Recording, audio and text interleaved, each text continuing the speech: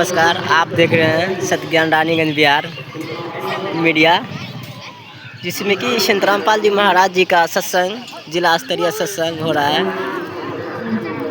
गांव है काला बलवा, जो अररिया में पड़ता है, जिसमें कि देखने के लिए मिला है कि सत्संग में बहुत अच्छा से सजावट भी किया गया है और अंदर की ओर प्रवेश करते हैं, जिसमें कि देखेंगे कितना संगत पहुँचे हैं सत्संग सुनने के लिए और बातचीत भी करवाएंगे और सत्संग का पंडाल भी हम दिखाएंगे और हमारे वीडियो में बने रहे। ये पार्किंग का व्यवस्था भी किया गया है, जिसमें कि पार्किंग का सेवादार भी कुछ मौजूद खड़े हैं, जिसमें कितना धूप में अपना मतलब सेवा दे रहे हैं। इसी कारण हमारे वीडियो में बने रहे, आगे की ओर ले जा रहे हैं।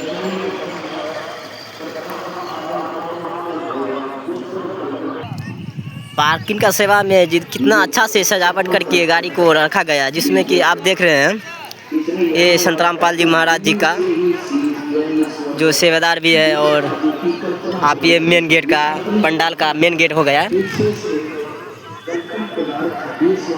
जिसमें संत रामपाल जी महाराज जी का सत्संग सुनने के लिए ये पंडाल के अंदर के ओर प्रवेश करेंगे। अभी आप देख रहे हैं जिसमें कि लिखा है एक दिवसीय विशाल सत्संग जगत गुरु तत्वदर्शी संत रामपाल जी महाराज जी की सानिध्य में, जिसमें कि आप देख रहे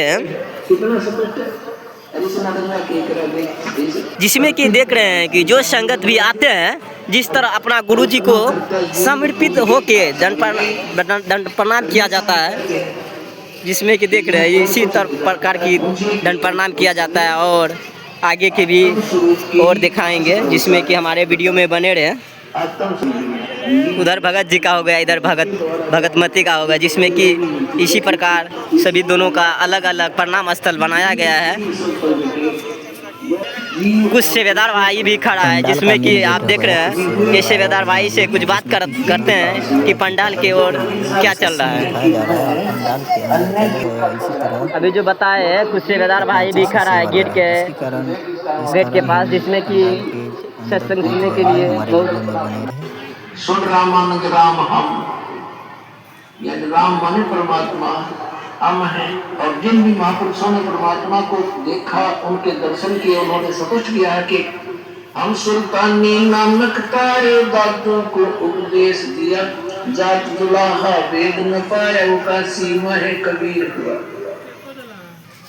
आदरणीय नानक साहिब जी ने कहा है कि भाई सुरत मुड़की वेश ए ठगवाना ठगी वेश थरा सियाना बोलता था सबका स्वामी। अब इस ज्ञान से, सत्संग से उन आत्माओं को जो परमात्मा की खोज में लगे हुए हैं, उनको ये तो विश्वास हो चुका है, लगभग हो जाएगा, नहीं तो ज्ञान सुनने से, कि कबीर इज गॉड, कबीर परमात्मा है। अब क्या समस्या आएगी आपके समक्ष कि भाई यदि कबीर साहब ही भगवान है तो फिर बिल्कुल सही है। फिर तो कबीर पंथ में जितने महापुरुष हैं,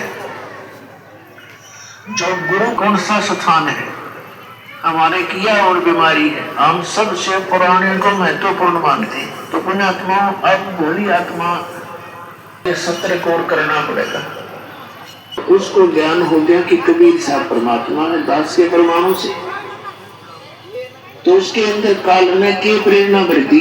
अब कबीर साहब तो भगवान है ही, ये तो अंडरस्टूड हो गया, बुद्धिमान बच्चा था, लेकिन ये चतुरता है इस मार्ग में हानिकारक भी होती है।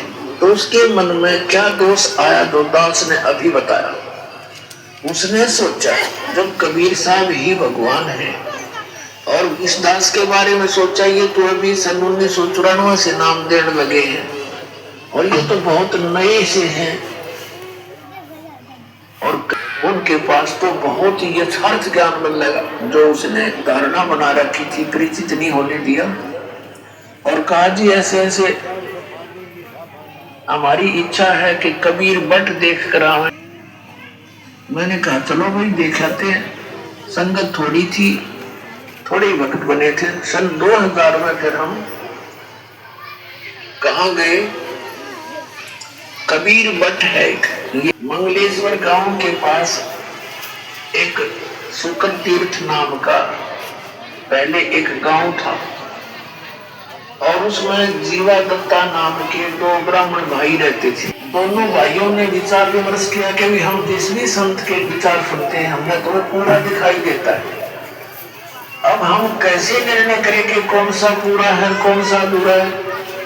तो उन्होंने अपनी ही सोच के आधार से वृक्ष की टहनी गाड़ेंगे, जैसे पौधा लगाते हैं यानी नीचे गड्ढा बनाते हैं और इस टहनी में डालेंगे और यदि ये हरी होगी तो हम मान लेंगे पूर्ण हो गई। इस और उनसे प्रार्थना की दासों को चरणामृत दीजिए।